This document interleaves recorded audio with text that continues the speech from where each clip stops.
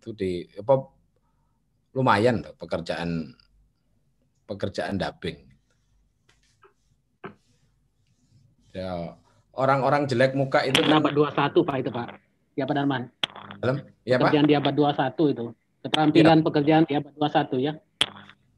Jadi ya mempertebal bibir.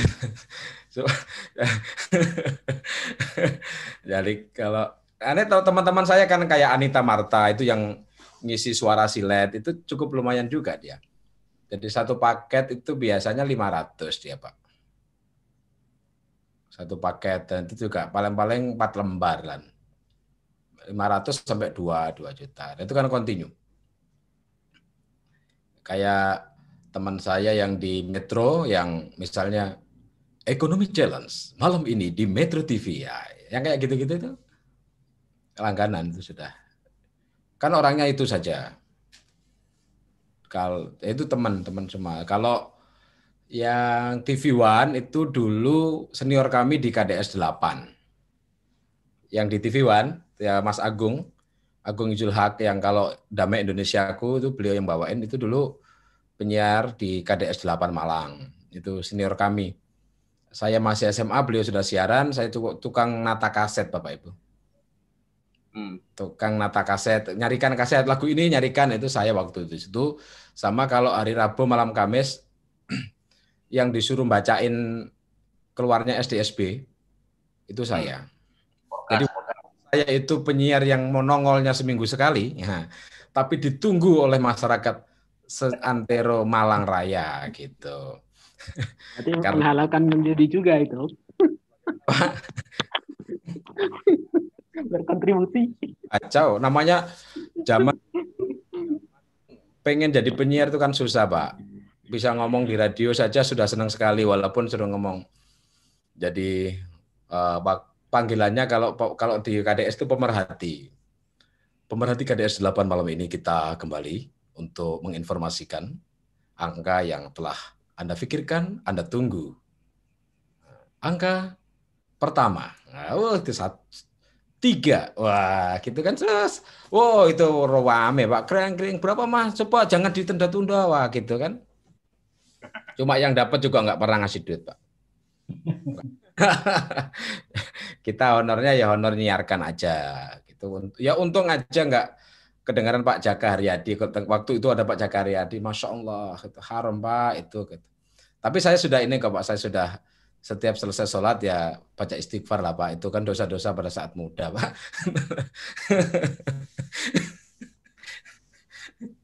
Iki ya apa dimulai kapan ini Bu Ani iki? Mulai toh. Yo lanjut Pak, silakan. Oke. Dapat salam dari keluarga Stipan Pak Darman, dulu kan hadir. Oh, nggih. Stipan. Dulu. Di ini ya, yang kampus sekarang sudah kampusnya sudah besar sekali ya. Alhamdulillah Pak. Wes baru dibangun kampusnya besar, COVID. Enggak ada yang terus. Jadi, tapi kalau bagi pejabat bagus Pak, punya alasan. Untuk apa bangun kampus? Sekolah bisa dari rumah, kan gitu kan? Iya. Tapi kalau ini Pak, kalau teman-teman swasta sebenarnya ini jadi peluang loh. Peluang untuk ke depan.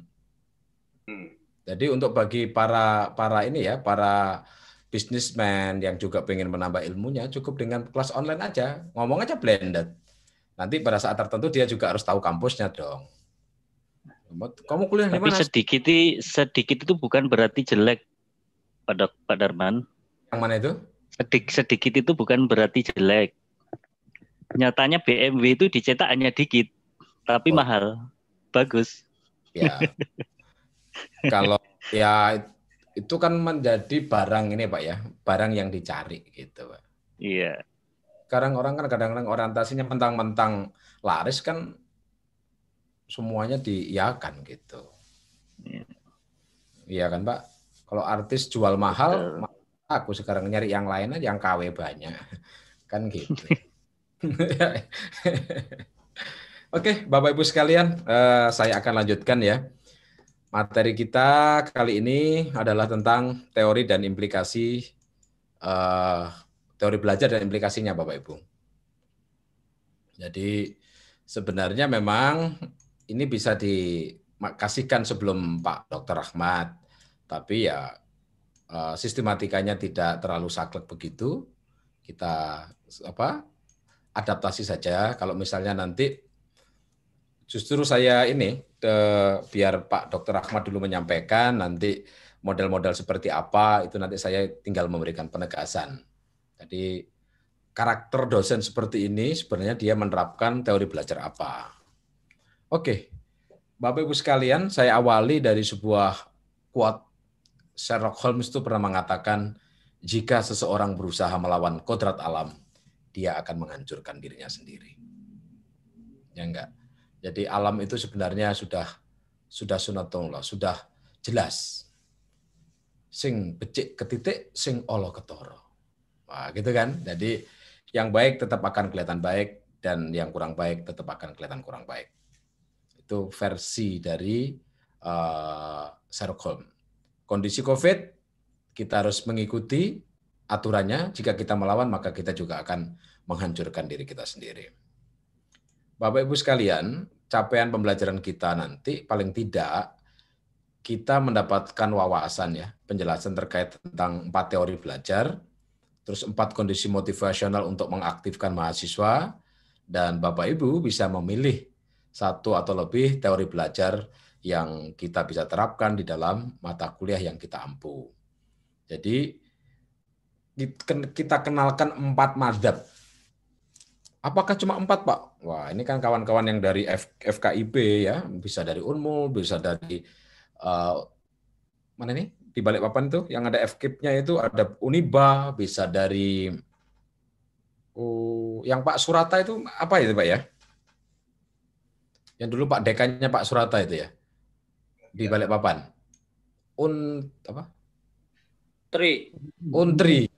Untri misalnya.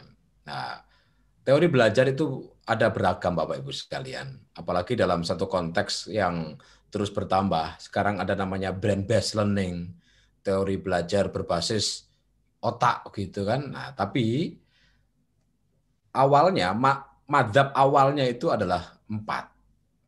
Yang kita kenal dengan teori behavioristik, humanistik, cybernetik, dan juga konstruktivistik misalnya, atau kognitif gitu.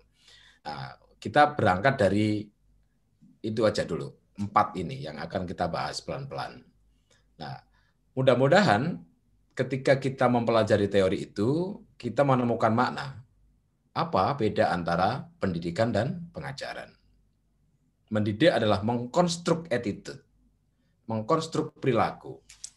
Jadi ketika kita menjadi dosen, paling tidak kita akan membangun habit mahasiswa kita sesuai dengan kondisi kampus kita. Apakah kampus kita itu kampus konservasi? Atau barangkali kawan-kawan yang dari sekolah-sekolah yang basically Islami, dia mau kampus adab. Wah, keren kan? Jadi kalau pengen kuliah beradab, masuklah kampus adab di STIMI, Jalan M. Yamin. M. Yamin aja nih Pak Amran, jangan ditambah M. Yamin belakangnya STIMI Wijida, jangan. Kalau di belakang STIMI Wijida yang ngetop STIMI Wijadanya, Pak. Jadi kayak sekolah di Ahmad Dahlan ini. Ya. Masuk mempromosikan sekolahnya MTS Normal Islam, alamat depan SMP 2 ya kan. Ini yang harus diluruskan ini. Harus punya brand sendiri Bapak Ibu. Ya, dan mudah-mudahan lah STIMIK itu menjadi kampus beradab. Keren, Pak. Kayaknya nggak ada itu, Pak, kampus beradab itu. Kalau kita bisa pelan-pelan dibuat dan nanti kan memantaskan diri saja, Pak. Jadi memantaskan diri. Orang-orang pejabat-pejabat yang beradab, apalagi kalau kampus swasta itu keunggulannya adalah kita sudah menemukan barang jadi. Sehingga untuk mencari, kan selalu ada nih, kalau Pak Hamdi tadi cerita soal akreditasi, outputnya itu berapa bulan dia bekerja. Kalau di swasta nggak nunggu bulan, bahkan sedang kuliah saja sudah bekerja, kan begitu. Itu yang membedakan keunggulan swasta dibandingkan kita yang negeri. Berikutnya Bapak Ibu, kalau mengajar itu transfer of knowledge. Kita hanya mentransfer pengetahuan, mentransfer pengalaman. Jadi kalau kita hanya berorientasi kepada mengajar saja, maka Google nampaknya lebih canggih daripada kita. Nah, namun ada sesuatu yang tidak bisa digantikan oleh Google, yaitu pedagogik, unsur mendidik. Dengan unsur mendidik itulah maka seorang dosen kan bisa memberikan sebuah nilai kasih sayang, nilai perhatian, nilai curahan hati. Itulah keunggulan dosen kita. Jadi tidak usah khawatir bahwa profesi dosen itu profesi yang senantiasa akan tetap sepanjang masa. Mesti ada. Berikutnya Bapak Ibu sekalian, satu hal yang harus kita kuasai di awal adalah karakteristik belajar. Setiap perilaku belajar itu selalu ditandai oleh ciri-ciri atau perubahan yang spesifik. Yang pertama adalah niat. Nah, jadi saya kutip nih, niat itu seperti surat. Salah tulis alamat akan sampai salah tempat. Kalau niat kita salah, maka tujuan kita juga salah. Sehingga secara konsep adab, mengajarkan mahasiswa dalam belajarnya adalah yang paling penting dibangun oleh niatnya. Wah, gitu kan. Jadi walaupun pakai belangkon, kayak bicaranya bukan kayak bicara dalang ini, kayak bicara ustadz. Ustadz Sarif Rahmat. Ya, Bapak ya, jadi intensional itu pertama berdasarkan niat. Kalau buka-buka di kamus KBBI itu, Kamus Besar Bahasa Indonesia, niat itulah keinginan.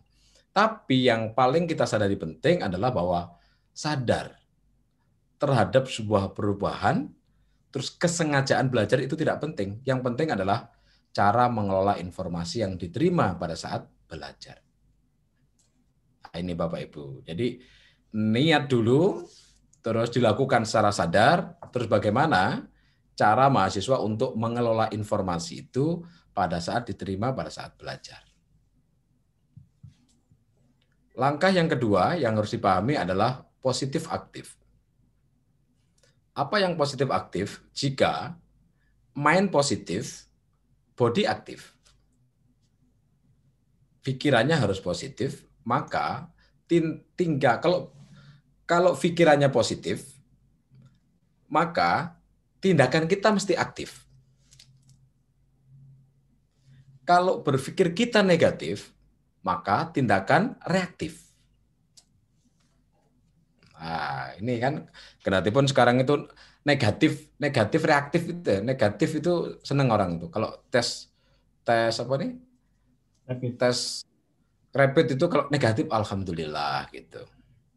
Tapi bagi pasangan yang sedang menunggu kehadiran anak tiba-tiba negatif kan kekecewaan. Jadi negatif positif itu juga fleksibel, tergantung pemanfaatan. Namun di sini buat kita adik-adik mahasiswa yang perlu kita tanamkan adalah membangun mental positif. Karena kalau mental dia positif, dia akan aktif ikut di dalam proses pembelajaran hingga tuntas. Ya enggak? Kalau negatif sebaliknya, apa ini materinya kayak gini nih? Reaktif. Reaktifnya adalah reaktif untuk menolak. Nah, sehingga dalam konsep belajar, pertama niat, yang kedua adalah positif aktif. Sehingga merasa dirinya adalah menemukan manfaat sesuai dengan harapan. Nah, sehingga disitulah muncul terjadi usaha. Usaha untuk mendapatkan itu. Kan begitu Bapak Ibu sekalian. Mungkin kawan-kawan panitia sudah bisa melihat bahwa reaksi positif dari para peserta waktu itu, wah saya ini, wah gitu kan. Terlepas niat awalnya, apakah hanya sekedar nyari sertifikat atau memang nyari ilmu, nah saya pikir nyari dua-duanya. Nyari ilmu tanpa sertifikat mesti nggak ngumpul tugas. Ya kan Pak? Ya kan? Aku nyari ilmu aja kok. Ya udah nggak ngumpul tugas. Kalau Bu Andi ini kayaknya niat nyari ilmu. Bu Andi Aslinda dari Widyagama. Senang saya itu, belajar terus. Nah, kalau nggak salah pernah ikut Bu Andi ya? Halo Bu Andi? Iya Pak, pernah sudah. Tapi belum kumpul Iya. dulu, jadi belum ada sertifikat. Nah, Cari ilmu sebenarnya, lagi, oke. Nah, ini senang saya Pak. ya, terima kasih. Sebenarnya walaupun tidak ikut, yang penting ngumpul tugas itu dapat sertifikat. Nah, tadi berarti Ibu Andi, Mbak Andi ini punya tipe tadi, belajar senang untuk terus menambah ilmu. Karena Bu Andi meyakini walaupun materinya sama, tentu materinya selalu berubah. Wah, gitu ya. Doa saya tadi mudah-mudahan tai lalatnya tidak turun ke bawah, tetap bertahan di kerling mata. Wah, gitu. Nyetakno sampai sakmono nih. Oke, berikutnya Bapak Ibu sekalian, ada efektif dan fungsional. Keefektifan belajar itu dipengaruhi oleh makna. Jadi ketika kita merasa ada makna, ada manfaat, maka disitulah kita mengatakan bahwa belajar itu cukup efektif buat kita. Nah, apa yang dimaksud fungsional? Perubahan menetap dan dapat digunakan saat dibutuhkan. Nah, perubahan-perubahan apa yang terjadi nanti dalam proses belajar pekerti kita? Satu hal yang berubah adalah RPS. Mungkin Bapak dulu yang pernah ikut zamannya Kopertis, dulu ikutnya itu masih SAP ya, Satuan Ajar Perkuliahan. Sekarang ganti RPP. Dulu silabus, sekarang ganti RPS, begitu. Dia bilang, wah cuma ganti judulnya aja. Enggak. Ganti nama tentu ada perubahan di dalamnya. Ya kan Bapak Ibu? Orang namanya misalnya Tuminem diganti Miftah, mesti berubah semuanya itu. Jadi dulu orang itu hidupnya biasa-biasa, namanya Tuminem. Setelah rezekinya banyak, diganti Devi atau Rusmalina, gitu kan. Mesti ada perubahan itu. Dan menetap. Sehingga Bapak Ibu, efektif dan fungsional ini, keduanya adalah bersifat dinamis. Dan mendorong kepada perubahan-perubahan positif lain. Karena kita harus yakini bahwa manusia itu adalah makhluk oportunis. Senantiasa mencari peluang. Itu kan? Apalagi yang orang-orang manajemen, orang bisnis, peluang itu menjadi sebuah harapan besar. Ada peluang, di situ ada manfaat yang kita bisa peroleh.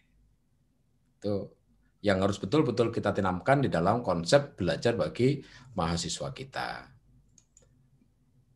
Ragam belajar, jadi kita harus pahami juga bahwa munculnya ragam belajar itu karena seiring sejalan dengan kebutuhan kehidupan manusia yang juga bermacam-macam. Jadi era COVID, era pandemi, atau era apapun, ini menantang kita Bapak Ibu untuk menyiapkan generasi kita belajar kepada pekerjaan yangnya itu adalah yang dulu nggak terpikir. Tiba-tiba ada.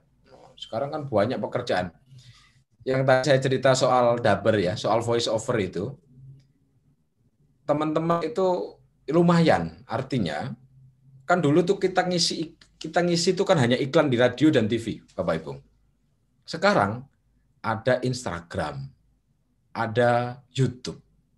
Semuanya itu kita bisa ngisi suaranya begitu. Termasuk game online. Nah, itu contoh dulu pekerjaan yang nggak terpikirkan. Nah, ini buat kawan-kawan yang punya FKIP dan punya jurusan bahasa Indonesia misalnya, bisa diintegrasikan antara mata kuliah kewirausahaan bahasa atau yang pendidikan bahasa Inggris. Jadi kewirausahaan bahasa itu salah satunya ya tadi adalah menerjemahkan, menulis novel, menulis skenario, bahkan kalau kita memotret keadaan rekan sejawat kita yang setiap hari kehidupannya penuh dinamika, kita tulis dalam bentuk skenario, kita kirimkan ke Indosiar, maka akan ditayangkan di acara Kisah Nyata atau Suara Hati Istri. Nah, gitu kan. Ini sinetron kesukaannya Bu siapa nih? Bu Titin Ruliana. Mumpung nggak ada orangnya kan, sebut. Oke, nah berikutnya Bapak Ibu, konsep belajar itu, ragam belajar pertama adalah abstrak. Apa yang dimaksud abstrak? Belajar yang tujuannya adalah untuk memperoleh pemahaman dan pemecahan masalah yang tidak nyata. Sehingga di sini akal kuat, penggunaan prinsip, generalisasi.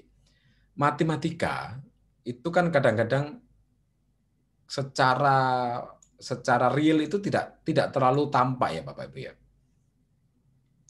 Sehingga konsep matematika, kimia, kosmografi, tauhid itu kan sesuatu yang tidak selalu nyata. Nyata untuk dipelajari adanya begitu. Namun sehingga di sini peranan akal, hitung-hitungan, penguasaan prinsip itu menjadi penting. Contoh misalnya NaCl, natrium klorida. Natrium itu daya ikatannya min berapa, Cl-nya berapa. Itu kan ada plus min apa, itu kan cuma konsep. Kita ngitungnya plusnya 2, minnya 1 juga nggak bisa. H2O misalnya, hidrogen itu plus 1 kalau oksigen min 2. Tuh, tanda plus 1 dan tanda min 2 itu kan tidak nyata Bapak Ibu. Nah, itu yang saya katakan yang di mana tidak nyata. Sehingga kita harus menggunakan konsep tadi. Konsep yang kita yakini bahwa memang sudah menjadi ketentuan standar. Kalau golongan 8A itu mulai dari helium, neon, argon gitu kan, urut-urutannya begitu. Nah, berikutnya, ragam belajar berbentuk keterampilan. Kalau keterampilan, orientasinya adalah memperoleh, menguasai keterampilan jasmaniah, motorik. Kawan-kawan yang di PJOK ya, di pendidikan jasmani, itu adalah jasmaniah, olahraga, kawan-kawan di IKPGRI begitu, olahraga, seni, dan juga yang di bidang keagamaan, praktek ibadah ikut bagian dari keterampilan motorik. Sehingga untuk memperoleh skill yang bagus, perlu diiringi latihan yang intensif dan berkelanjutan. Sehingga pelatihnya dapat insentif.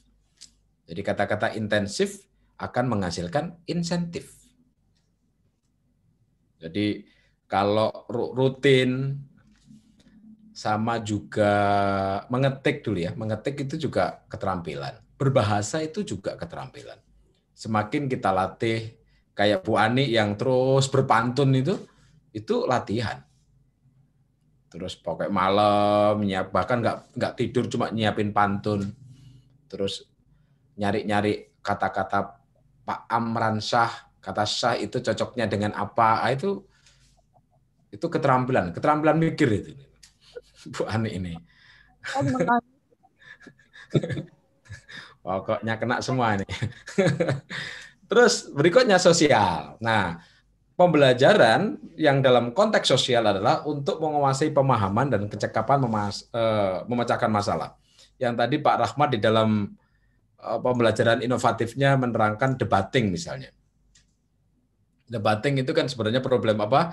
Melatih anak untuk berpikir kritis dan berpikir kreatif terhadap sesuatu, Bapak Ibu. Namun di sini, orientasi belajar dengan sosial ini adalah untuk memahami segala permasalahan kemasyarakatan yang dibuat untuk kepentingan bersama. Mata kuliah, agama, atau PKN. Nah, jadi, kita tidak berlaku hukum model teh botol sosro. Artinya, ngajarnya apa saja, mata kuliahnya apa saja, modelnya cooperative learning. Jadi tidak satu. Jadi kita bisa beragam menggunakan apapun, Bapak-Ibu sekalian. Langkah berikutnya adalah belajar untuk pemecahan masalah. Nah, ini menggunakan metode ilmiah dengan sistematika yang logis. Contohnya tadi Pak Rahmat menceritakan tentang problem-based learning. Mahasiswa kedokteran, tinggal kasih masalah, suruh mecahkan dengan kecakapan rasional, lugas, tuntas, mereka cepat. Namun, Ingat Bapak Ibu ya, mahasiswa kedokteran. Karakteristik mahasiswanya sangat berbeda dengan mahasiswa kita yang kuliah di program studi PAUD, yang kuliah di program studi PGSD, yang di FKIP. Kan beda kedokteran. Coba kalau pakai program space learning ala kedokteran, apakah bisa berjalan? Nah, untuk itu Bapak Ibu sekalian, maka sebelum kita menerapkan metode, model, maka kita telusuri dulu karakteristik siswa kita seperti apa, mata kuliahnya karakteristik seperti apa, baru kita bisa menjalankan. Besok di desain instruksional kita akan bahas. Lanjutnya adalah kebiasaan. Belajar itu juga kita bangun dengan sebuah kebiasaan. Proses pembentukan kebiasaan baru dan perbaikannya. Itu juga belajar. Ketika kita mendengar kata-kata era new normal, ternyata nggak normal-normal juga kan Bapak Ibu. Ya, ternyata yang dimaksud kebiasaan baru adalah kebiasaan mengajar dengan menggunakan Zoom. Nah, gitu kan. Kalau kebiasaannya kita dosennya capek menyiapkan materi bla bla bla bla, ternyata mahasiswanya nongkrong di kafe malahan. Nah, ini kan juga kebiasaan baru, tapi tidak ada perbaikannya. Maka untuk itu dalam proses belajar itu kita bangun sebuah kebiasaan sehingga akan memperoleh sikap dan kebiasaan baru yang tepat dan positif.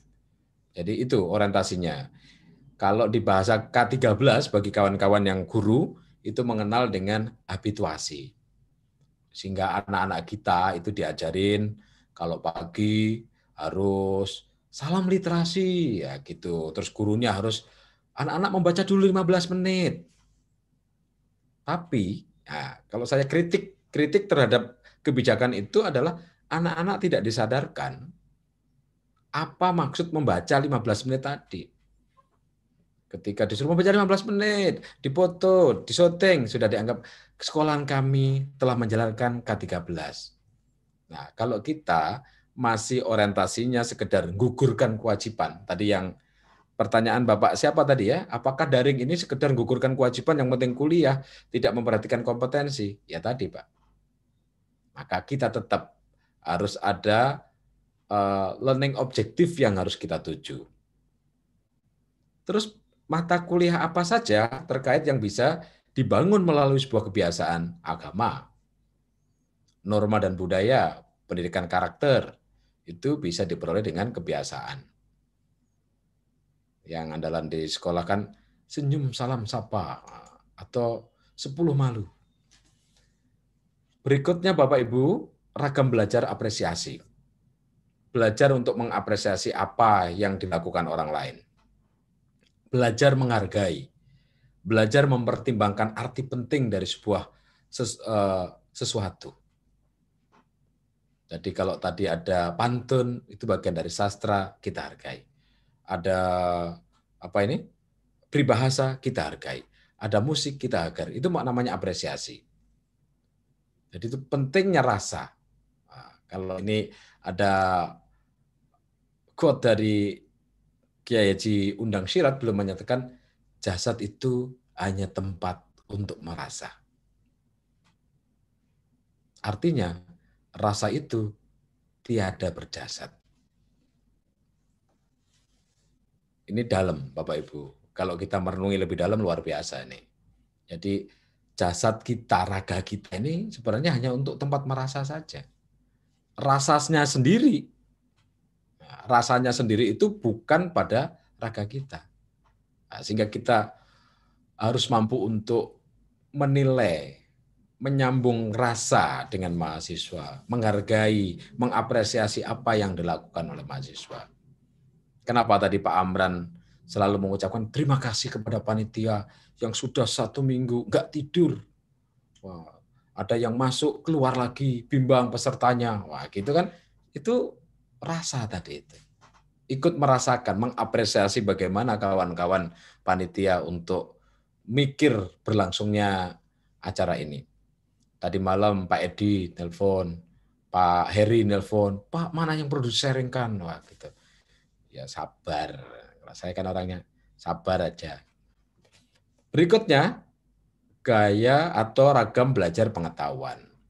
Kalau pengetahuan, lebih indah ketika belajar melalui sebuah riset, penyelidikan, investigasi terhadap pengetahuan-pengetahuan tertentu. Sehingga berimplikasi pada pemahaman yang lebih rumit. Maka seorang dosen perlu kiat khusus. Untuk membelajarkan namanya inquiry learning, jadi membelajarkan berbasis temuan, maka selalu menyiapkan alat dan bahan termasuk LKM, lembar kerja mahasiswa. Sehingga dalam praktikum menemukan sesuatu, nah, itu langsung bisa. Contoh dulu, ketika saya SMP kan diajari untuk lihat mikroskop tuh ya, apa Bapak Ibu, bawang gitu. Apakah sudah bisa melihat serat bawang? Nah, saya tuh sebenarnya nggak ngelihat, tapi sudah baca bukunya, kan sudah lihat gambar. Lihat Bu, luar biasa. Bagaimana nak? Ada serat-seratnya Bu, lapis-lapisannya itu berlapis. Padahal itu saya ngafal, ngingatkan di buku, bukan lihat langsung. Nah, ini kan kontrol itu yang kita agak rumit untuk bisa meyakinkan bahwa siswa itu, kalau di SMP, SMA kan begitu. Kalau mahasiswa itu betul-betul dia mengamati, Bapak Ibu. Jenis pengetahuan. Baru kita ngomong jenis pengetahuan. Sekarang, apa itu belajar? Saya mencoba untuk mengutip dari Mbah Gagne. Robert Gagne di dalam bukunya The Condition of Learning itu belum mengatakan bahwa belajar itu adalah perubahan kapabilitas dalam sebuah periode waktu tertentu dan tidak sederhana karena melalui satu proses tumbuh. Nah, gitu ya. Ketika Bapak Ibu dulu berumur 25 tahun, terus sekarang sudah menjadi 40 tahun, tentu gaya Anda, bicara Anda berubah, dan Anda menemukan hal-hal bijak yang Anda alami, itu namanya Anda dalam proses belajar. Karena dalam periode waktu yang lama Anda menemukan sesuatu yang baru dalam hidup Anda. Itu konsepnya Robert Gagne. Berikutnya lagi, kalau apa yang dikatakan oleh Richard Meyer, nah beliau ini yang menulis buku multimedia pembelajaran begitu. Beliau menyatakan bahwa belajar itu harus hasilnya nih harus relatif permanen. Jadi kalau kita belajar terus besok lupa ya dianggap nggak belajar. Sehingga perubahan itu terjadi pada perubahan pengetahuan dari sebuah hasil pengalaman. Sehingga pada ini memerlukan 3 komponen. Yang pertama adalah durasi, waktu yang cukup lama. Kan lama ingatnya, lama lupanya. Ini kemarin tadi malam saya dengarkan Adi Hidayat begitu ya. Kategori kita dalam mengingat itu ada orang yang cepat ingat, cepat lupa. Ada orang yang lambat ingat, lambat lupa. Ada orang yang lambat ingat, cepat lupa. Jadi macam-macam. Di dalam konsep belajar tentu harus ada proses yang cukup lama untuk mempelajari. The locus of the chain, content, dan struktur knowledge. Jadi dia di sini adalah menyatakan bahwa yang berubah itu ada perubahan di dalam daya tangkap memori kita. Terlebih perilaku belajar mahasiswa. Jadi kalau misalnya mahasiswa kita dulunya ikut diem gitu, nggak pernah ikut aktivitas, terus kemarin dosennya ngompor-ngompor dikit. Ayo, kamu bangkitkan mana kemahasiswaanmu, perjuangkan tuh Meli Guslo, gitu kan. Sehingga anaknya nyanyi lagu ini, lagunya Meli Guslo, Potret. Yang demo-demo kemarin tuh kan, anaknya gara-gara dikompor-kompori dosennya, namanya dosennya dulu Bapak tahun 98 ikut berjuang dalam reformasi. Wah, gitu kan. Semangat mahasiswanya terdorong untuk ikut. Nah, itu merubah perilaku, semangat. Tapi bukan belajar, Pak, karena waktunya cuma sebentar. Setelah itu melempem lagi dia. Tanya, demo apa? Bingung saya. Gitu. Nah, jadi ini, Bapak Ibu sekalian, penyebab perubahan itu disebabkan oleh sebuah pengalaman. Maka kita sering menyatakan bahwa pengalaman adalah guru yang paling berharga. Nah, ini Bapak Ibu, simpulannya, belajar adalah perubahan tingkah laku. Harus ada keterlibatan fisik dan mental. Maka pada hari ini, Bapak Ibu telah bersama kami untuk belajar. Fisik jenengan sudah terlibat mental jenengan insya Allah terlibat. Jangan sampai ada raga, tidak ada rasa. Nah, harapan kita pada kesempatan sore ini, Bapak Ibu betul-betul mengalami dan masih dalam kondisi penuh dengan kesadaran. Nah, ini nih, kalau sudah ada yang mulai nggak sadar, Bapak Ibu ingatkan ya. Nah, aliran teori belajar, nanti kalau waktunya habis itu ya kita habis saja Bapak Ibu ya. Nanti, karena ini slide saya itu 53 Bapak Ibu, ini kan baru cuma 6. Jadi aliran teori itu 4 ya. Nanti nggak apa-apa, slide kan dibagi. Nanti kalau bingung besok nanya kan gitu aja. Wong ini untuk pencerahan aja kok. Aliran tingkah laku, aliran humanistik, kognitif dan cybernetik. Nah, kenalkan sekilas saja. Ini tokoh-tokohnya nggak usah dihafal, baca sendiri. Tapi yang paling penting adalah saya kenalkan tentang konsep dasar. Maka saya meminjam tadi apa yang tadi Pak Hamdi menyampaikan, kita harus merenung. Nah, kita merenung sama-sama, kita masuk teori belajar apa ketika mengajar kepada mahasiswa kita. Konsep dasar teori belajar behavioristik pertama dapat diukur, diamati, dihasilkan oleh respon pelajar terhadap rangsangan. Jadi kalau kita ngajar, ujian itu masuk teori behavioristik. Tanggapan terhadap rangsangan itu diperkuat dengan umpan balik. Yang tadi ketika Ibu siapa tadi yang ngasih kohot tadi ya, ketika ngasih kuis, ada umpan balik, oh bagus, keren, ini mahasiswa Ibu luar biasa. Gitu. Ayo bangkit bagi yang belum. Apalagi ngisi duit 100.000, 100 yang bisa jawab. Itu tanggapan terhadap rangsangan. Ketika dirangsang, maka ada antusiasme dari mahasiswa untuk bergabung. Nah, premis dasarnya bahwa perubahan perilaku SR, stimulus respon dari lingkungan dan penguatan, itu harus terjadi dalam proses belajar. Dan menekankan pada hasil belajar yang dapat dilihat. Ukurannya ini. Jadi ini teori behavioristik. Konsep dasarnya apa teori belajar behavioristik? Pandangan individu, jasmani plus rohani, dan mental. Pengakuannya, nah gini, di teori ini tidak mengakui adanya kecerdasan, bakat, dan minat. Karena dia meyakini bahwa segala sesuatu kalau dilakukan dengan baik, maka akan bisa. Contohnya apa? Contohnya misalnya, ini Bapak Ibu, kalau kita nonton lumba-lumba ya, lumba-lumba yang sirkus,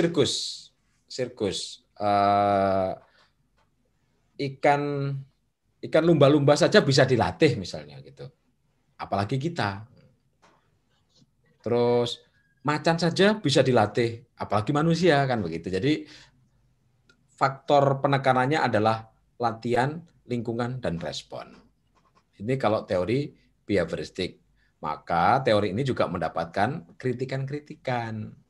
Karena teori ini diawali dari praktik waktu itu dengan menggunakan bel dan juga anjing gitu. Sama sehingga sampai sekarang masih diikuti. Kalau kita sekolah dulu kan itu guru berangkat masuk, guru keluar. Alhamdulillah di kampus tidak ngikuti aturan itu. Nah, aliran tingkah laku itu Skinner menyatakan ini perubahan tingkah laku, stimulus respon, perlunya penguatan. Nah, untuk membedakan perubahan itu antara skill dan habit, hasil belajar. Kalau Skinner mengatakan skill dan habit, terus ada sosial kompetensi, ada abstrak, berpikir abstrak. Itu hasil dari teori belajar behavioristik. Nah, ini Bapak Ibu. Faktor lain yang memberikan penguatan adalah timbulnya respon. Bisa positif, bisa negatif. Kritiknya tadi tidak mampu menjelaskan proses belajar secara kompleks, tidak semua hasil belajar dapat diamati dan diukur. Kadang-kadang kita atau mahasiswa kita itu bisa masuk, nggak bisa keluar. Sudah belajar, wah seakan-akan paham. Pada saat ujian, mentok. Waduh, apa ya? Sudah ada muntung nih, kawan bender begitu kan, sudah di bibir, tinggal ngomong saja lupa. Karena lihat aura dosennya yang begitu berwibawa sehingga membuat mahasiswa itu walaupun dia sudah belajar tinggal mengungkapkan saja mampu betul.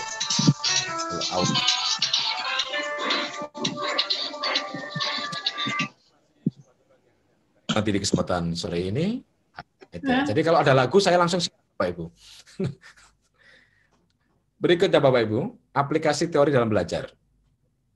Behaviouristik nih ya. 1. Pemahaman yang sama antara yang dipahami oleh dosen dan apa yang dipahami oleh mahasiswa. Itu. Jadi kalau kita ngajarnya, pengennya itu mahasiswa itu apa yang kita mau sama dengan pengetahuan kita sama dengan pengetahuan mahasiswa, itu kita masuk behaviouristik. Kurikulum dikembangkan terstruktur dengan standar tertentu. Motivasi belajar datang dari penguatan pendidik. Jadi terus dimotivasi. Hasil belajarnya, penekanannya adalah apa yang kelihatan. Efek negatifnya, pembelajar pasif. Hanya mengikuti perintah dari gurunya, dosennya. Pengetahuan pasti, bahwa pengetahuan itu tetap, objektif, tidak berubah, dan tidak berkembang. Ini aliran behaviouristik. Kan bukan begitu, berarti Bapak tidak aliran behaviouristik. Aplikasinya 1, trial and error, mencoba. Dicoba, gagal, dievaluasi, ketika sudah dapat, dikembangkan. Aplikasi yang lain mengingat materi bahan ajar. Anak-anak menghafal materi sampai elek gitu. Kalau dalam aspek ini psikomotorik, meniru role model. Itu behaviouristik. Jadi meniru apa yang diucapkan. Semacam gini Bapak Ibu sekalian, teori itu juga waktu itu mengilhami para fans club. Saya kurang tahu ya era-era beliau-beliau yang ada di sini, era-era Pak Rahmat waktu itu kegemarannya musik apa yang digemari begitu ya. Kalau Bu Ani waktu itu band yang digemari Bu Ani waktu muda apa Bu Ani? Puji Rahayu. Ya Pak, band ya Pak. Mm-mm. Saya itu sukanya itu. Nasi Daria. Nasi Daria. Nasi Daria dari Semarang, lagu Kota Santri. Aku sama Rosa Pak, aku menangis. Oh, Rosa. Kalau band? Samson Pak, kenangan terindah. Oh, Samson. Ya. Wow. Jadi ketika Bu Ani itu mengidolakan Samson, bahkan ketika nyanyi kenangan terindah, maka serasa seperti BAM. Kan gitu Bu ya? Saya suka lagunya, tapi saya suka lagunya. Menirukan modelnya, begitu kan? Kalau nyanyi Rosa, ku menangis, itu ya seperti Rosa, gitu gayanya tuh. Nggak sadar kalau dirinya jauh sekali dibandingkan Rosa. Ini hanya meniru role model. Nah, itu Bapak Ibu. Cok guyu. Mohon maaf ya Bu Ani ya. Namanya kita biasa gocekan. Bu Ani ini latihan tahan mental. Ini program ngurus badan itu dengan cara latihan tahan mental di LP3M. Kalau Pak Hamdi itu suka lagunya Naf. Wah, sama suami saya nih. Oh, sama dengan Pak Hamdi seleranya. Dan lagu yang diminta waktu saya siaran itu akhirnya. Nah, itu lagunya Naf, Adi Naf. Saya kurang tahu. Kalau ini supaya sambil ngabsen Bapak Ibu, Pak Fatoni Pratikno. Nah, kalau lihat aura wajah beliau ini apa ini seleranya Pak Fatoni? Yang disukai apa? Habib Syekh atau MH Ainun Najib? Halo Pak Fatoni. Iya Pak ya. Oke, ini sambil ngecek ini. Kalau nggak ada dianggap tidak masuk soalnya. Ada Pak dari tadi Pak. Pak Fatoni apa band yang disukai kala itu? Band apa ya? Kalau zaman sekolah dulu sih My Chemical Romance Pak. Siapa? My Chemical Romance, Oh, band barat maksudnya. band luar, iya. Luar. Kalau Indonesia Pak? Kalau Indonesia apa ya? Paling Sheila on Seven. Oh, ya era-era tahun 96, 97 Pak ya berarti. Ya, ya Pak. Oke. Selain Seven itu salah satu pop alternatif waktu itu muncul begitu ya. Nah, ketika Bapak nyanyi lagu Sepia kan seakan-akan seperti Duta toh? Akan-akan Pak. Akan itu yang disebut dengan imitasi. Apa kita behavior itu menirukan perilaku. Nah, gitu ya Bapak Ibu. Kalau kita ngidolakan tokoh tertentu, misalnya ngidolakan Tengku Zulkarnain, tentu kita kemana-mana pengennya pakai songkok putih, terus jubah putih. Kalau ngidolakan Gus Baha pakai songkok dimiringkan sedikit, baju putih, itu menirukan model. Itu behavioristik. Nah, aplikasi lainnya adalah associate, menghubungkan satu materi dengan yang lain. Jadi ini tuh dosen harus mampu itu. Namanya kontekstual. Jadi supaya materi kita itu tidak kering, maka kita juga perlu mengkaitkan dengan yang lain. Aplikasi lain adalah directive instruction. Ini yang tadi Pak Rahmat menerangkan apa yang dimaksud directive instruction itu pembelajaran langsung Bapak Ibu. Jadi pembelajaran langsung itu pembelajaran yang menguji keterampilan, ya kan? Kita menjelaskan konsep, lalu kita menguji dengan latihan-latihan. Tetap muka, pengajaran langsung. Besok ketika kita belajar untuk nyusun analisis capaian pembelajaran sampai menyusun RPS, tentu itu adalah pembelajaran langsung. Nah, contoh penerapan teori behavioristik. Ketika kita ngajarkan tentang penggunaan termometer misalnya.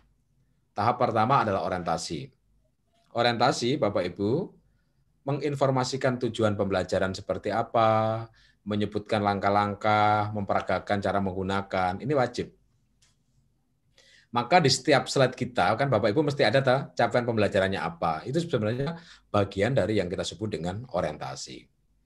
Baru berikutnya, kita melakukan presentasi. Kita menunjukkan termometer, menjelaskan, memperagakan, dan meminta siswa untuk menjelaskan kembali, mengulang peragaan kita. Itu bagian dari presentasi. Mungkin Bapak Ibu yang mengajar statistik begitu ya, ketika kita menuliskan rumus, standar deviasi, terus kita mengerjakan, kita buat soal, mahasiswa suruh nyoba, itu bagian dari behavioristik. Baru digunakan latihan, terstruktur. Dosen meminta siswa mengukur suhu hujat yang telah lakukan, terus lakukan latihan mandiri baru ditutup. Itu konsep penerapan teori belajar behavioristik. Atau langkah-langkahnya menggunakan metode ucul. Nah, apa itu metode ucul? Uraian, contoh, uraian lagi, baru latihan. Uraian itu dosen menerangkan, terus kasih contoh soal, terus dijelaskan lagi konsepnya, terus baru latihan. Itu namanya metode ucul. Ada metode lagi Pak? Ada. Metode 2T.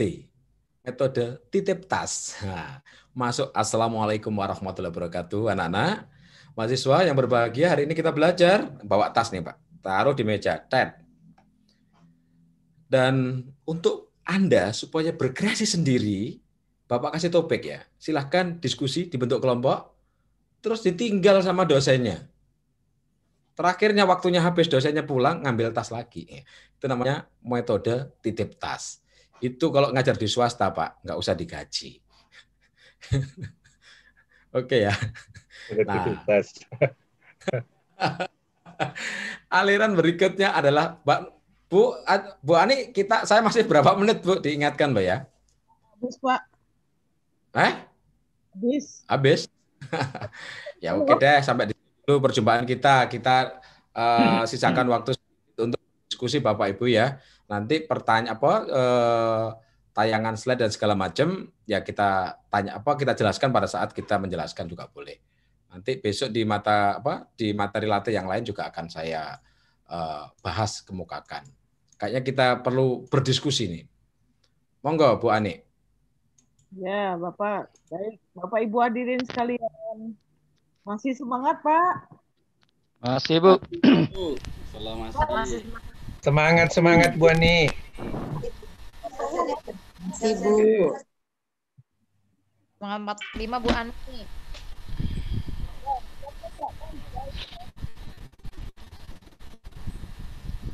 Ini ada yang Ibu Nurul malah izin ganti perangkat. Perangkat sholat atau perangkat apa? Karena kalau perangkat itu istrinya kan perangkat sholat, Bapak Ibu ya. Monggo, Bu, silakan. Pak Sudarman, izin Iya, bertanya. bertanya Pak. Oke, monggo Pak, monggo. Ya. Assalamualaikum warahmatullahi wabarakatuh. Selamat sore Waalaikumsalam. Pak Sudarman. Tadi Bapak sudah menjelaskan mengenai aplikasi teori ya terhadap pembelajaran, di mana tadi juga Bapak menyampaikan bahwa perubahan sikap dari perilaku ya dari mahasiswa terkait dengan penyampaian teori yang disampaikan oleh dosen ini terkadang mahasiswa merasa jenuh Pak ya. Jadi kita sebagai dosen ini menghubungkan satu materi dengan yang lain itu di luar topik yang kita sampaikan pada hari itu terkadang memang untuk memancing mahasiswa supaya mahasiswa ini lebih aktif. Nah, yang menjadi pertanyaan saya di sini, apakah aplikasi teori ini kita aplikasi dengan praktek yang kita berikan secara teori ini, apakah bisa Pak supaya ini berjalan dengan efektif gitu Pak? Baik. Jadi teori itu kan ada 4 Pak ya. Ada teori behavioristik, ada teori kognitif, ada teori konstruktivistik, nanti ada teori humanistik. Nah, sekarang kita mau dekati dengan mana?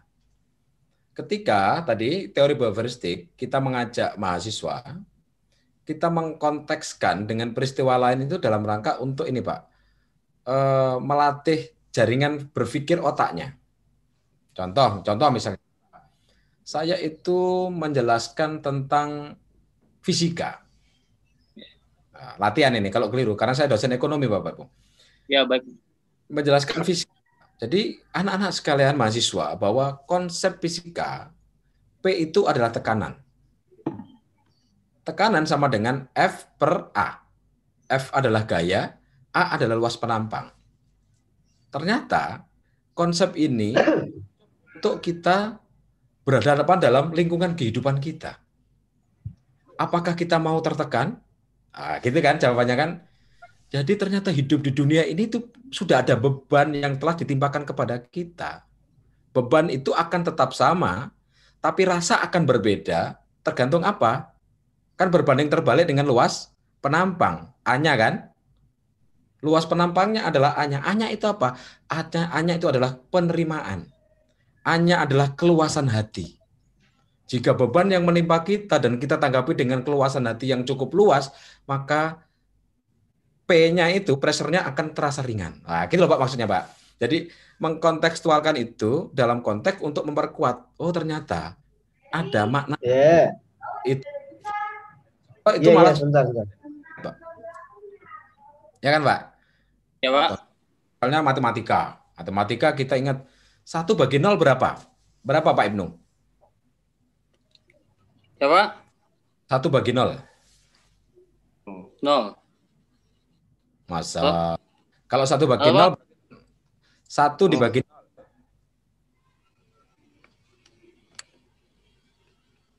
Halo? 1 dibagi 0. Pak, halo? Halo. 1 Pak. 1 dibagi 0 apa? Ayo. Hingga. Oh, nah ini ayo. Tak terhingga? Ya. Nah, jadi kalau 1 dibagi 0 1, berarti 0 kali 0 1. Ya kan? 1 dibagi 0 tidak terhingga, misalnya.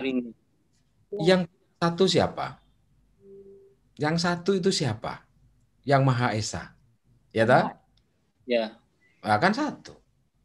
Ketika dibagi dengan 0, 0 itu penerimaan untuk yakin betul kepada Sang Maha Esa, maka kita akan mendapatkan kenikmatan yang tak terhingga. Oh, keren tuh, Pak. Itu cara-cara kita untuk mengkontekstualkan tadi, Pak. Emang harus belajar. Yang kayak gini tuh belajarnya sama Bu Ani, Pak. Siapa? Itu Pak Ibnu ya yang saya maksud Ya, dengan baik, kita Pak. menghafalkan dengan supaya waduh, tapi memang satu Pak, banyak baca, Pak. Bapak bisa baca kitabnya Ibnu Khaldun itu judulnya Mukadimah, Pak. Apa kitab Mukadimah? Itu agak tebal. Jadi ya di dalam siratan-siratan itu banyak kontekstual ilmu-ilmu yang cukup banyak juga yang akan menambah apa ya, menambah pemahaman kajian kita yang kita bisa insertkan di dalam proses pembelajaran kita, Pak Ibnu. Itu barangkali Bapak Ibu. Baik, Pak. Terima kasih. Ada pertanyaan di chat, Pak. Bagus sekali nih, Pak. Oke. Assalamualaikum Bapak. Bagaimana cara membangun mind positif dan perilaku aktif pada mahasiswa? Saya Nur Hasanah, Stikes Mutiara Mahakam. Oke, terima kasih Nur Hasanah yang ada di Mutiara Mahakam.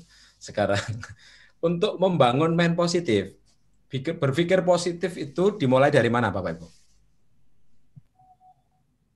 Dimulai dari tujuan positif. Dari diri sendiri. Jadi kalau contoh yang dicontohkan oleh dosennya nanti akan berimbas kepada apa yang dirasakan oleh mahasiswanya. Jadi membangun mind positif itu contoh konkretnya itu sederhana Bapak Ibu. Pada saat ngumpul, oke, ini kita latihan Bapak Ibu ya. Bapak Ibu yang hadir di sini, yang sesama rekan satu kampus siapa saja? Pak Gufron, teman dari Untak siapa Pak? Pak Ibnu. Pak Ibnu. Pak Ibnu. Iya, Oke. tadi yang bertanya. Yang bertanya tadi teman dari Untak, Pak Ibnu. Oke, Pak Ibnu. Coba Pak Ibnu ceritakan 5 hal positif yang dimiliki oleh Pak Gufron.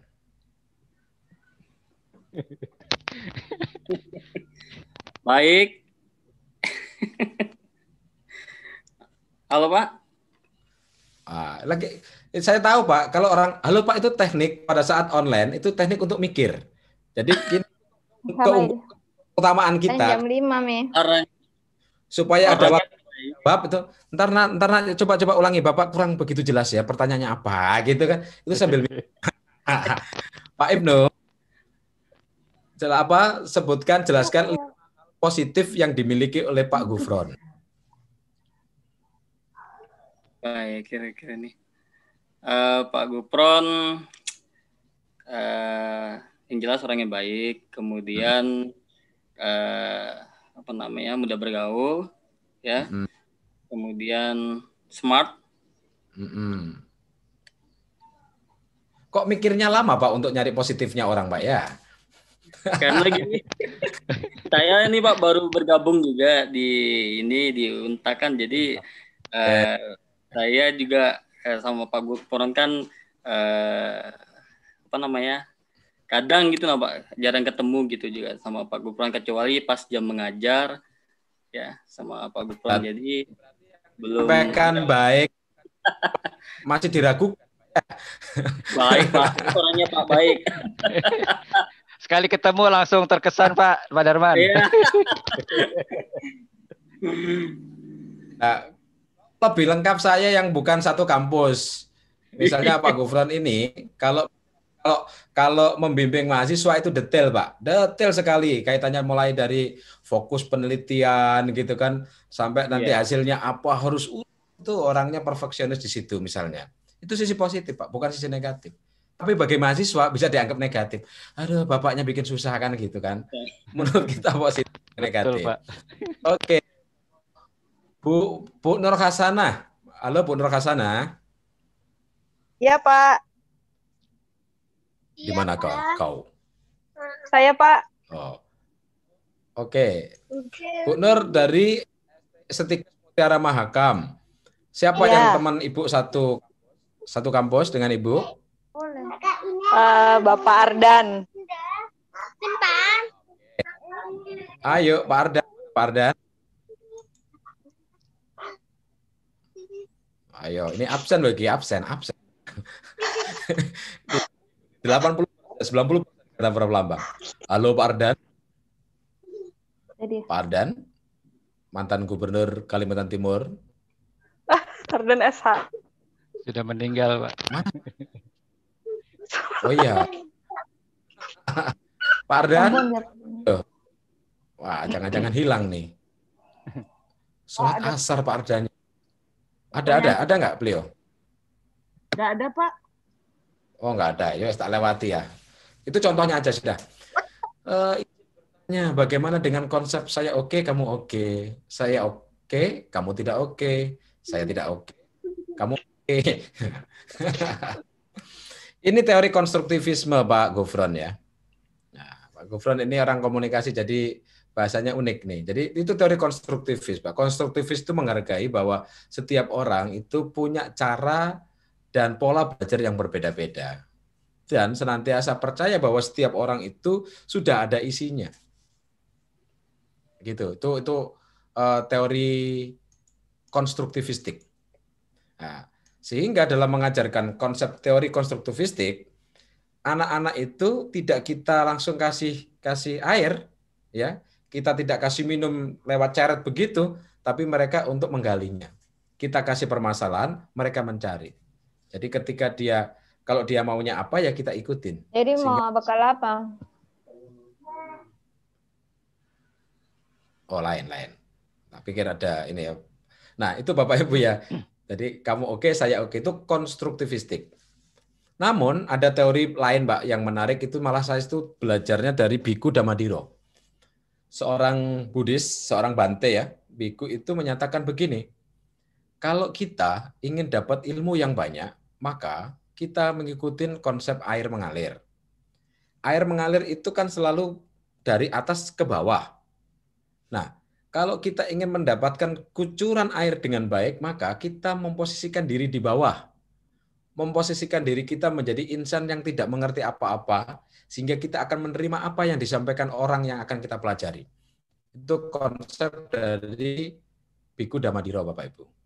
Bapak kok nontonnya macam-macam? Ya, itu wawancara saya dengan seorang Bante di Jalan PM Nur itu kan ada ini ya, ada tempat Wihara. Saya wawancara di sana, ya saya menemukan ilmu itu, begitu dari Bante. Bahkan saya diberi kaset, diberi kitab Buddha, karena nama saya Dharma Sudarman di TV, dipikir saya orang Buddha. Itu ceritanya. Jadi kita bisa mengambil ngasil belajarnya dari mana gitu kan. Cocok. Mirip loh. Oh, mirip. Sudah. Mirip memang. Nah, ini Pak Yusuf. Waktu pukul 5 sore, Pak. Apakah ya, saya itu kan namanya dalang itu tergantung penonton toh. Oh iya. Apalagi untuk dalang pilkada kan, nah gitu. Ini. Kita selesaikan pertanyaan Bu ya. Kita selesaikan pertanyaan dan ya, Pak Sudarman, salah satu fenomena dalam pembelajaran saat ini adalah gap. Oke, generasi mahasiswa yang milenial dan pengajar yang berasal dari generasi sebelumnya. Ada beberapa perbedaan perilaku dan value yang dipegang oleh tiap generasi. Bagaimana ini kaitannya dengan metode pembelajaran yang ada, yang umumnya dibuat jauh sebelum era milenial. Oke, jadi gini Bapak, model pembelajaran itu sebenarnya kan bergerak maju, ya kan? Teori dulu kita mengenal ada teori pedagogik dalam membelajarkan. Terus maju sedikit ke teori namanya andragogi. Sekarang kita masuk di generasi milenial adalah teori heutagogi. Apakah semua mahasiswa kita bisa dengan teori heutagogi? Tergantung juga. Teori heutagogi itu prinsipnya prasmanan ini Pak Yusuf. Kita menyediakan materi, mahasiswa memilih materi mana yang dipelajari, silahkan belajarnya dengan caranya sendiri, terakhir dia memberi laporan kepada kita. Itu teori heutagogi. Teori belajar yang dipakai tadi konstruktivis. Tadi kan meyakini bahwa setiap orang punya cara berbeda untuk memperoleh ilmu. Kan anak-anak kita itu kadang-kadang kan sinaunya beda-beda Pak ya. Anak kita, kalau saya punya anak 4, itu cara belajarnya beda-beda. Ada satu dengan musik, ada yang satunya harus hening, ada yang satunya samping jempalitan, ya beda-beda. Tapi yang penting ketika ditagih, kok dia bisa. Nah itu Pak.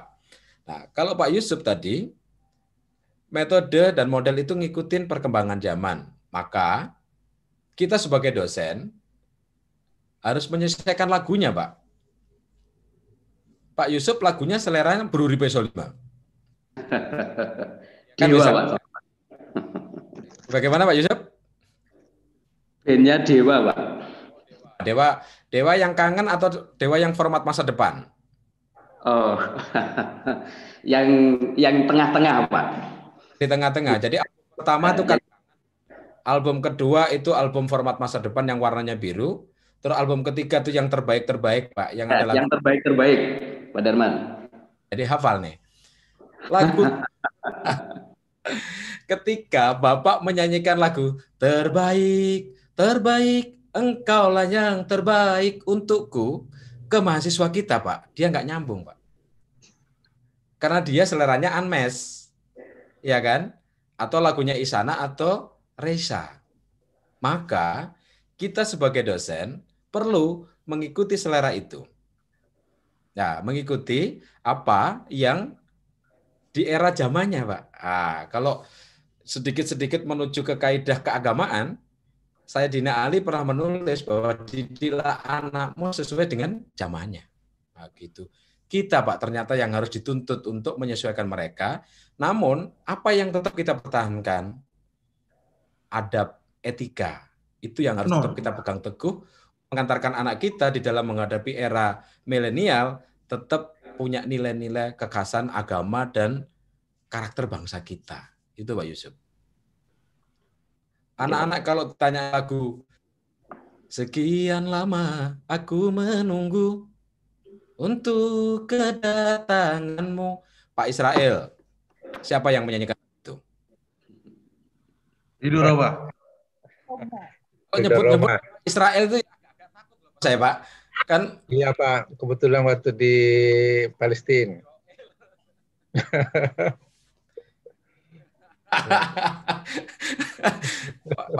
Pak Sarif, kira-kira ya. apa Pak yang nyanyi sekian lama aku menunggu? Siapa yang nyanyi Pak? Ridho Roma. Oh, Ridho Roma. Berarti Bapak sudah mengikuti gaya anak modern. Betul. Ya, padahal yang menyanyikan kan ya, kalau betul. orang yang edisi lama mesti Roma Irama. Iya. Terus betul. oleh Sonetu kan begitu Pak. Sonetu betul. Nah, itu sama. Jadi kalau analogi, nah ini Bapak Ibu, yang saya lakukan ini itu adalah teknik yang namanya analogi. Tadi kan Pak Rahmat nerangkan tuh, ada pendekatan, ada model, ada metode, ada strategi, ada teknik. Teknik analogi itu mengkaitkan sebuah pokok bahasan, karena ini kan dinikmati oleh beragam ilmu Bapak Ibu. Nah, kita menganaloginya adalah satu keilmuan yang bisa dipahami oleh banyak orang. Nah, itu keren. Tapi Pak Israel sekarang kan sudah seleranya tidak ini lagi ya, seleranya sekarang ya Habib Syekh lah gitu. Benci dengan musik sekarang. Alhamdulillah sudah benci dengan musik, termasuk kalau benci dengan musik kan tinggal nyanyi lagunya Anissa Sabian. Betul. Gitu dong. Oke, luar biasa. Apa mana iki pertanyaannya? Oke, Pak Gufron, oke. Itu Bu Ani, ada lagi Bu Ani yang belum dijawab Bu Ani? Merlin tadi Pak sudah. Pak Darman, Bu, siapa? bicara Pak Darman. Monggo. Iya Pak Darman, ini kalau misalnya metode yang berdasarkan dari praktisi itu bagaimana penyampaian yang baik ya? Oh, dari praktisi. Oke, sip. Bagus Pak itu, malahan. Itu malah metodenya namanya PE, Pak. Peer Educator. Apa itu bisa dijelaskan lagi, Pak? Oke, kan Bapak ngajar. Jadi cerita-cerita soal experience. Pak, saya punya bukunya itu, Pak. Namanya Experience Learning. Pembelajaran berbasis pengalaman. Jadi, apa yang menjadi pengalaman Bapak terhadap sesuatu itu justru akan menguatkan terhadap proses pembelajaran yang dialami oleh mahasiswa. Kan tadi kan Pak Amdi atau Pak Rahmat menyampaikan kita bisa mengajar berdasarkan hasil riset. Hasil penelitian kita jadikan sebuah bahan ajar biar ketok sombong kan. Coba lihat artikelnya Bapak yang di Scopus itu Q1, wah gitu kan? Iya. Tapi Bapak tidak. Bapak adalah coba. Bapak ngajar teknik, Pak. Apa? Iya, Teknik Pak. sipil. Di teknik sipil, Pak. Sipil. Misalnya Bapak ngajar anak-anak, coba ini kemarin Bapak itu kebetulan dapat proyek mengerjakan jembatan Mahakam. Yang baru itu. Nah, sehingga di situ itu ada struktur-struktur beton yang luar biasa di situ. Bapak tanam di situ tuh. Cerita kita real, Pak. Malah justru itu akan menjadi fakta. Namanya experience learning. Nah, terus kan bagaimana kalau di swasta kita menghadapi justru mahasiswa kita yang praktisi? Ya, kadang begitu. Kan dosennya belajar teori, terus kuliahnya S1, S2, S3 teori, itu nggak pernah praktek. Ketemu mahasiswanya ternyata orang-orang kontraktor segala macam. Nah, gitu menggunakan namanya metode peer educator. Mereka Pak suruh cerita, tinggal ngomong di dalam konsep beton ini, nenek-nenek kan, coba silahkan Bu Nur Kasana yang sudah lama jadi kontraktor nih, cerita pengalamannya seperti apa. Wow, keluar Pak. Nah itu dengan namanya pendekatan andragogi, ngajar orang tua. Ngajar orang pengalaman itu senang untuk diberi waktu untuk berbicara daripada kita ceramahi gitu. Siap. Bagaimana Pak Robi? Mudah-mudahan dan Anda cocok menjadi pribadi yang benar. Ya, Pak. Terima kasih, Pak. Oke, terima kasih. Ada lagi Bapak Ibu? Bapak lewat 10 menit. Bonus tambahan ini Bapak Ibu tidak wajib loh ya. Artinya kalau yang kebetulan punya kegiatan lain, siap menuju ke masjid untuk persiapan menjadi imam masjid, boleh meninggalkan tempat. Karena kan waktu kita kan cuma pukul 16.30 ya Bu ya? 16.30. Kita sampai 17.10. Oke, kalau dirasa cukup, besok pagi kan kita ketemu lagi ya. Bapak Ibu kita diskusi untuk hal lain. Senang bertemu dengan Anda. Terima kasih. Wassalamualaikum warahmatullahi wabarakatuh. Waalaikumsalam warahmatullahi wabarakatuh.